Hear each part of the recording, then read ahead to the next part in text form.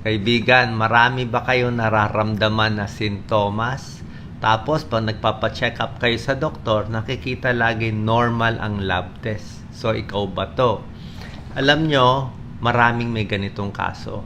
Almost 7% kung sa Pilipinas, baka 7 million Filipinos ganito ang problema. May good news tayo dito, meron din medyo pag-iingat o konting bad news. Pakinggan po hanggang dulo. Ang tawag po sa sakit na to, psychosomatic disorder. Ito yung tunay na nasa isip mo lang at gawa-gawa lang ng isip mo. Meron talagang ganitong sakit. Na dahil lang sa isip natin, marami tayong sintomas nararamdaman. Okay? Ipapakita ko itong mga symptoms explain ko sa inyo So ito mga symptoms ng psychosomatic disorder. Ito yung mga possible mula ulo hanggang paa.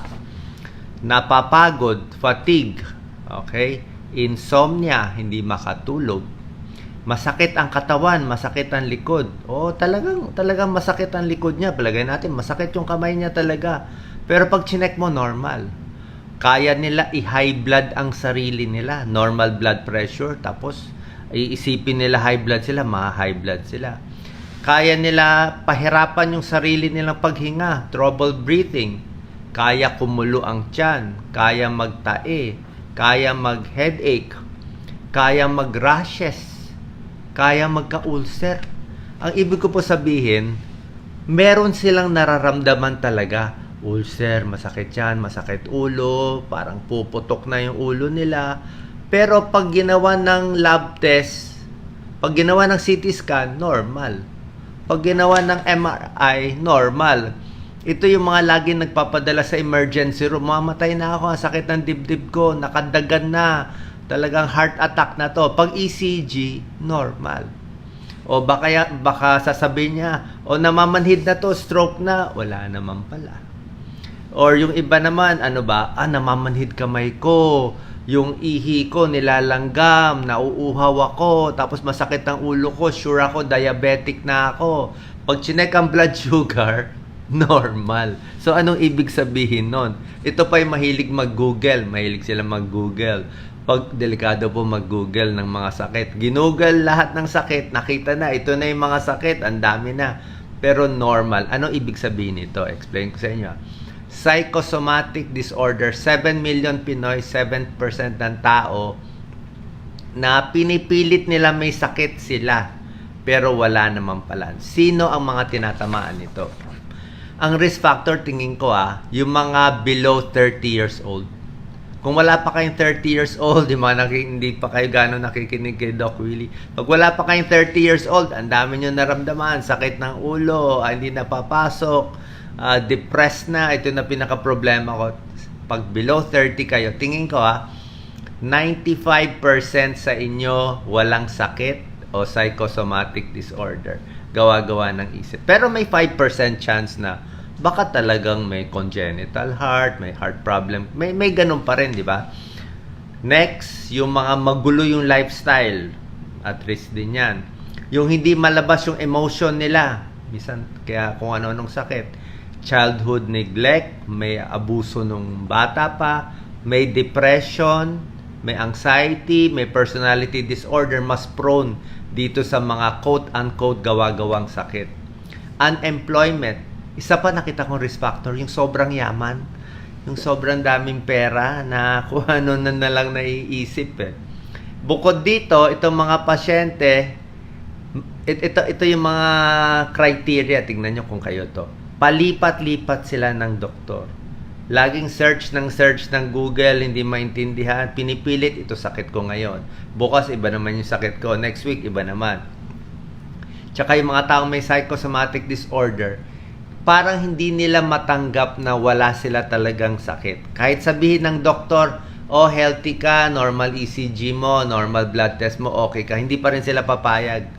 Pipilit nila may sakit sila at nagagalit sila.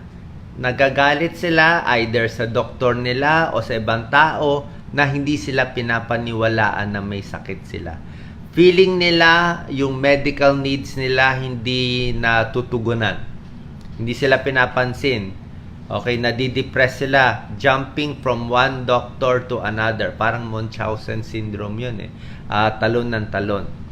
Ang problema dito, baka hindi na makatrabaho sa work, sa school, o sa socially.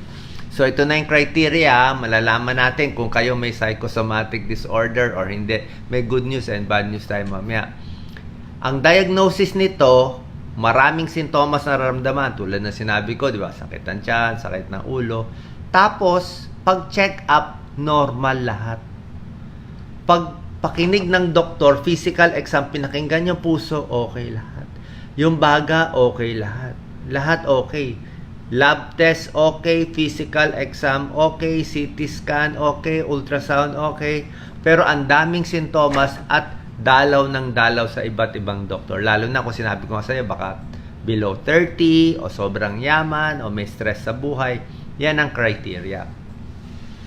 At itong mga sintomas, nagugulo na buhay nila. Meron silang parang paranoid thoughts na lagi akong worried, lagi akong anxious. Kasi magulo mundo ngayon eh. Magulo social media ngayon. Magulo, may gera, may earthquake, ang daming sakuna, nagugulo yung utak. Kaya lumalabas as symptoms. Okay? Pero hindi ko sinasabi hindi po nila nararamdaman to Nararamdaman talaga nila to. Talaga nararamdaman. Kahit ako minsan sumasablay tayo dito sa psychosomatic. Palagay natin yung kapitbahay mo nagsabi na may na-stroke siya o na bulol na stroke. Mamaya mafe-feel mo, ba't parang manhid din ako dito?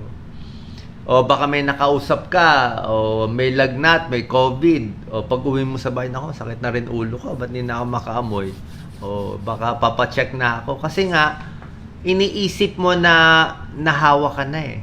Tapos pag pina-check mo sarili mo, negative ang test ko. Biglang mawawala yung headache mo. Wala. Guni-guni ko lang pala. So, ganun kagaling yung katawan natin. Kaya ka niya i-high blood, kaya ka niya ipasakit ang tiyan, kaya ka niya mismo i-headache, pero kaya rin ng utak mo pagalingin yung katawan mo. Okay? At ang criteria nito, dapat madalas na to. Parang 6 months or more.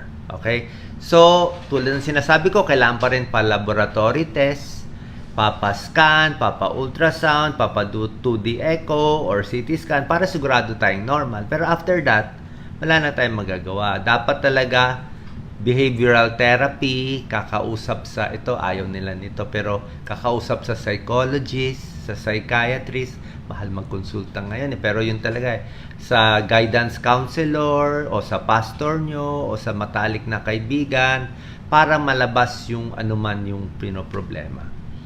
Merong binibigay na antidepressant pag umabot sa depression, tapos kakausapin mo lang yung doktor mo.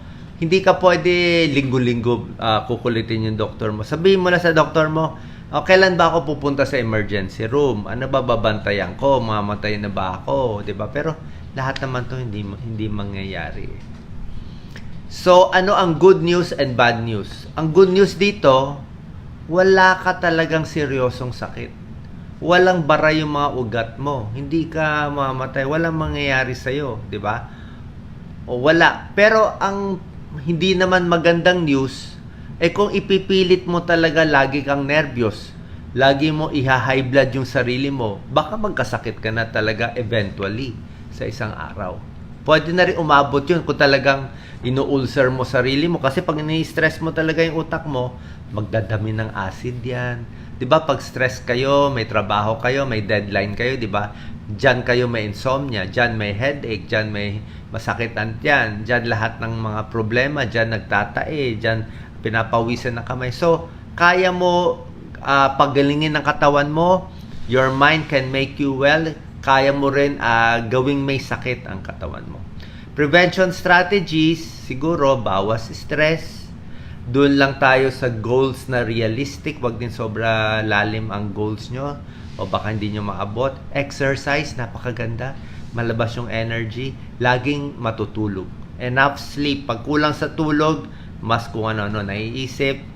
Pwede isulat yung mga problema nyo. Journal, ilabas yung mga sama ng loob, tigil alak, tigil sigarilyo, healthy weight, deep breathing, muscle relaxation, support from loved ones, 'di ba? Yun naman. Tapos i-limit lang yung pressure sa sarili. Siguro kung follow lang tayo ng mas nakakakalma na tao, tapos iwas na lang tayo sa mga nakaka-stress.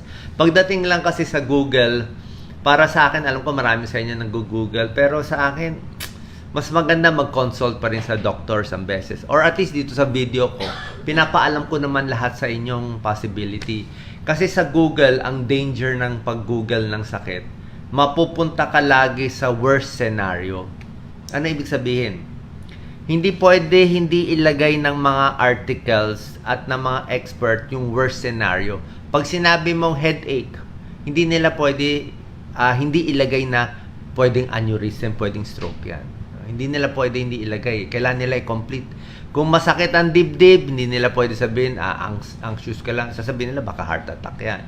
Pag tiyan, baka aneurysm yan. Pag paa masakit, baka pulmonary embolism na. So, laging nandun yung mas malalang sakit, laging nandun yung complication. Kaya, magpapanik kayo kung yun ang titignan nyo. Kaya ginagawa ko nga, binabalance ko lang to, na tamang-tama, papakonsult kayo sa doktor nyo, alam nyo yung masama, pero based on percentage naman, basta healthy ang diet nyo, maayos kayo, hindi naman dapat magkaroon ng malalang sakit. Salamat po. Share po natin sa mga may psychosomatic disorder na pag okay na yung lab test nila, kailangan kalma na lang.